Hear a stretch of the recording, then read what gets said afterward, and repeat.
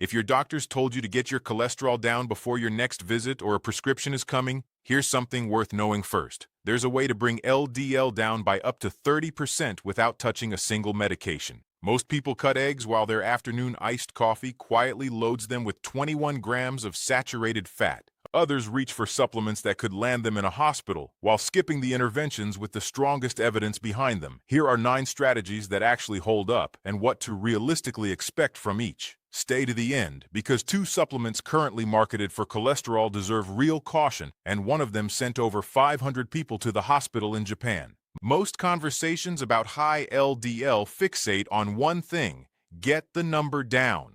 The better target is reducing the cumulative damage those particles do to your arteries over decades, since heart disease builds quietly for years before any symptom shows up.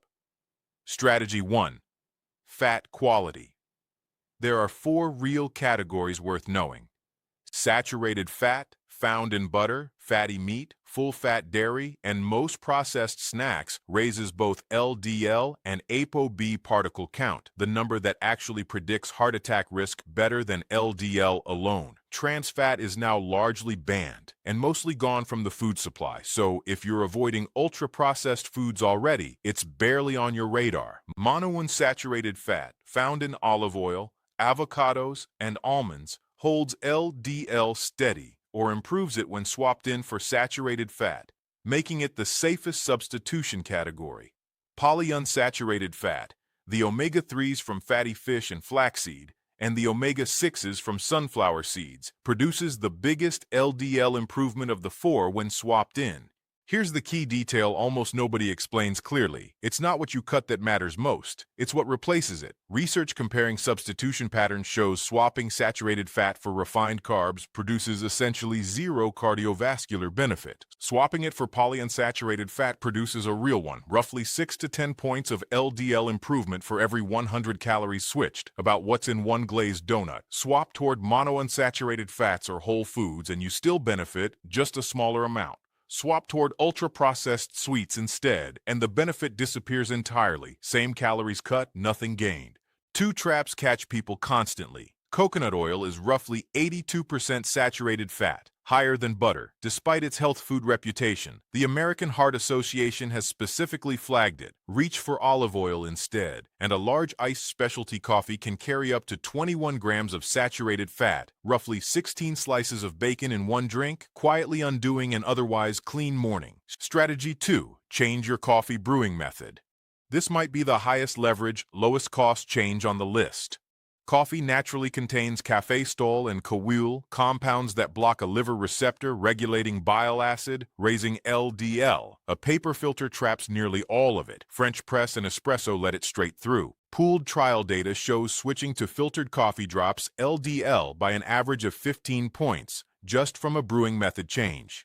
Strategy 3. Dietary cholesterol and genetics. Eggs remain the most argued about food and nutrition, and the honest answer is more genetics dependent than most people expect. The average person absorbs about half of dietary cholesterol in the small intestine. Some absorb up to 90%, others almost none, a trait called hyperabsorption that's largely genetic, with no simple routine test to identify it in advance. On average, each additional daily egg raises LDL by roughly 5 points in controlled trials, modest, and potentially neutral, or even a net win if it's replacing something worse like a pastry or sugary cereal. If you're eating 3 or 4 daily and genuinely trying to lower LDL, it's worth testing a reduction for a few weeks. Just don't swap eggs for something worse in the same category. That's the same trap from Strategy 1 wearing a different disguise. Strategy 4. Soluble fiber, likely the most underused and cheapest tool here. Your liver converts LDL into bile sent to the gut and normally recycles about half of it. Soluble fiber gels in water, similar to what happens when chia seeds sit in liquid, trapping bile acids and carrying them out in stool instead of letting them get reabsorbed, forcing your liver to pull more LDL from your blood to replace what was lost. Each added gram of daily soluble fiber is worth roughly 2 points of LDL, and it adds up fast. Best sources: oats, barley, psyllium husk, legumes like lentils and black beans, chia, flax, apples, Brussels sprouts. Psyllium husk supplements. The active ingredient in products like Metamucil, show roughly a 13-point average drop at a tablespoon twice daily from fiber alone. The recommendation is food first, oats at breakfast, legumes at lunch. Strategy 5. Plant sterols and stenols, compounds that compete with dietary cholesterol for gut absorption. Around 2 grams daily can lower LDL by 5 to 10%, but getting that from food alone would take roughly 30 avocados a day, realistically requiring fortified foods or a supplement. The catch: a small subset of people are sterol hyperabsorbers, where high doses may actually raise cardiovascular risk. Anyone with a strong family history of early heart disease should check with a doctor before high-dose sterols. Strategy 6. Swap some animal protein for plant protein. A review of over 100 randomized trials found this swap lowers LDL by roughly 6 points on average, since plant protein carries no dietary cholesterol, is naturally low in saturated fat, and comes bundled with fiber, plant sterols, and anti-inflammatory compounds, meaning a single plant protein meal is stacking several of these strategies at once. Good sources include lentils, black beans, edamame, nuts, seeds, and tofu. And this isn't all or nothing. Even 2 to 3 swapped meals weekly produce a real cumulative effect. The portfolio diet, which combines plant protein, fiber, sterols, and nuts, has shown roughly a 30% LDL drop in published research, comparable to a low-dose statin, entirely from food. Strategy 7. Exercise. Aerobic exercise 4 times weekly lowers LDL by roughly 5 to 6 points alone. Adding 2 resistance sessions pushes the combined total to around 11 points, on top of better insulin sensitivity, lower triglycerides, higher HDL, and lower blood pressure.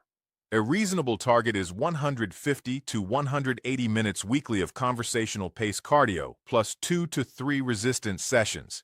Separately, aerobic fitness itself is one of the strongest predictors of all-cause mortality in medicine, stronger than the LDL number itself, making exercise non-negotiable regardless of its LDL effect. Strategy 8. Sustainable weight loss. Visceral fat isn't passive padding. It actively drives inflammation, insulin resistance, higher VLDL production, and suppressed HDL. Research tracking sustained weight loss over at least a year found roughly a 1.3-point LDL drop per kilogram lost, meaning roughly 13 points for 10 kilograms lost, before counting other improvements in triglycerides, blood pressure, and inflammation. Crash dieting tends to backfire, so doing this sustainably means prioritizing protein, roughly half a gram to 3/4 of a gram per pound of body weight daily, to protect muscle mass during a deficit, keeping resistance training in the mix so your metabolic rate doesn't crash as weight comes off, and lowering calorie density through whole foods rather than just eating less of the same processed diet.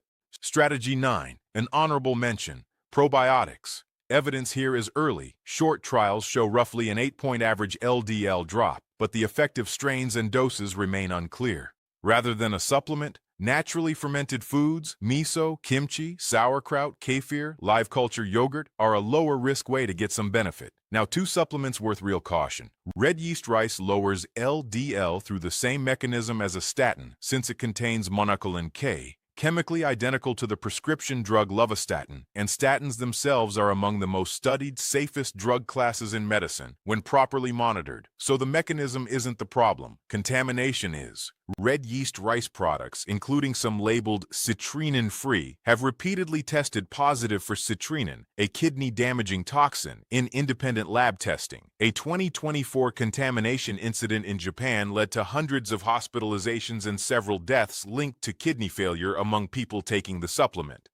Second, concentrated green tea extract, specifically high-dose EGCG. Drinking green tea itself is fine, even modestly beneficial. The concentrated extract is a different product entirely, delivering catechin doses far beyond anything in a brewed cup, and it's been linked to acute liver damage, sometimes severe enough to require a transplant, even at doses sitting within the label's recommended range. Drink the tea, skip the concentrated extract for cholesterol purposes. Your LDL number was never really the goal, and it never should have been. The real goal is preventing the heart attack, preventing the stroke, adding years to your life and life to those years.